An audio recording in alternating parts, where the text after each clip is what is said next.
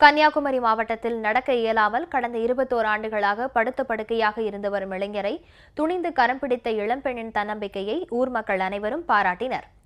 பள்ளியாடி என்ற கிராமத்தைச் சேர்ந்த ஜெயக்குமார் மற்றும் விஜயகுமார் ஆகியோர் இரட்டை பிறவிகள். சிறு வயதில் கீழே விழுந்ததால் இருவருமே எழுந்து நிற்கவோ நடக்கவோ முடியாமல் படுக்கையில் விழுந்தனர். படுத்த படுக்கையிலேயே கடந்த 21 ஆண்டுகளாக வாழ்க்கை நடத்தி வரும் இந்த இரட்டையர்களில் விஜயகுமாருக்கு 2 ஆண்டுகளுக்கு முன்பு படுக்கையிலேயே திருமணம் நடந்து குழந்தையும் உள்ளது. அந்த திருமணத்திற்கு வந்த உறவினர்களில் ஒருவரான நெல்லை மாவட்டம் பருத்திப்பாடு கிராமத்தைச் சேர்ந்த சிவகுலதேவி என்ற இளம்பெண் நடமாட முடியாமல் படுக்கையில் கிடக்கும் ஜெயக்குமாரை பார்த்து பரிதாபம் அடைந்தார். அந்த பரிதாபமே நாளடைவில் காதலாக உருவெடுத்தது. 2 ஆண்டுகளாக காதலித்து வந்த இருவரும் திருமணம் செய்து கொள்வதற்காக பெற்றோர்களின் ஒப்புதலை போராடி பெற்றனர். இறுதியில் அவர்களது மன உறுதி வென்று திருமணம் இனிதே நடைபெற்றது. மணமகன் வீட்டில் நடந்த இத்திருமணத்தின் போது படுக்கையில் கிடந்த மணமகன் ஜெயக்குமாரை மாலை மாற்றி திருமணம் செய்தார் சிவகுலதேவி.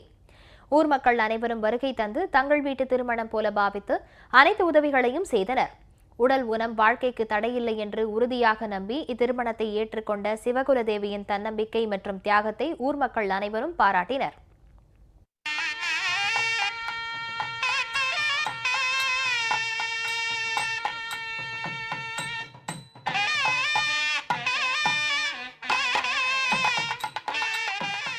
அவரை அவங்க அண்ணன் மேரேஜோட பத்திரிக்கையில் பார்த்து நாங்கள் பழகிக்கிட்டோம். 2 வருஷமாக பழகினோம். விரும்புறதுனால எனக்கு பிடிச்சிருந்துச்சி, அவருக்கும் பிடிச்சிருந்துச்சி. இன்றைக்கி மேரேஜ் நடந்ததில் ரொம்ப சந்தோஷமாக இருக்குது. அவர் மாற்றுத்திறனாளியாக இருந்தாலும் அவரோட சந்தோஷமாக இருக்குதுன்னு நினச்சிருக்கேன். லாஸ்ட் வரைக்கும் சந்தோஷமாக இருக்கும்.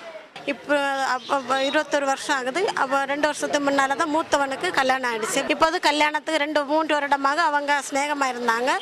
இப்போது அவங்க பெற்றோர்களோட இதில் கேட்டு சம்மதம் கேட்டு இவனுக்கு இன்னும் நல்லபடியாக திருமணம் முடிந்தது. இன்னும் அவர்களும் அதுபோல பல்லாண்டுகள் வாழணும்னு எங்களுடைய ஆசை.